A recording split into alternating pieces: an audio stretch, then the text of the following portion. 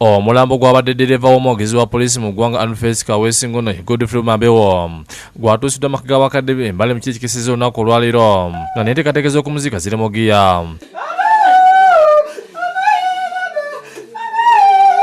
Ono yattiddwa lumu ne mukama we n'omukumi wa Kaweesi nga Kenneth erawo ekulambiro ku Lwokutaano gwe basindiddwa mu Musasi abantu abatanamanyika. Omulambo gwatuusiddwa aba A+ n'ekwasibwa abooluganda emikwano n'abasirikale ba poliisi.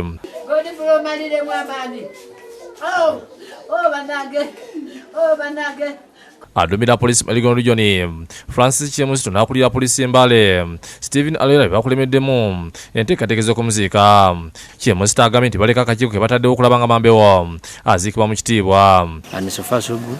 We are all set. Everything is set to see that we have a peaceful and honorable burial tomorrow for our foreign comrade.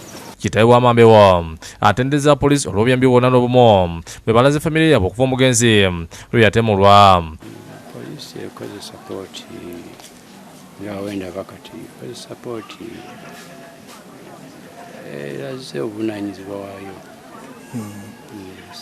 So I have to appreciate it. Thomas Angulia yagambye nti Mambewo abadde mulokole ng'asabira mu kanisa ya World Pentecostal Church era nga muyimbi mu kwaya. Godfrey abadde muyimbi mulungi nnyo wabeera ng'aze waka wano tusobola okumanya ekitiibwa kye kyalina, tusobola okumanya omulimu gwakola, abeera omwana wa bulijjo wabeera waka wano. Very simple, omuzungu bayita very simple and calm.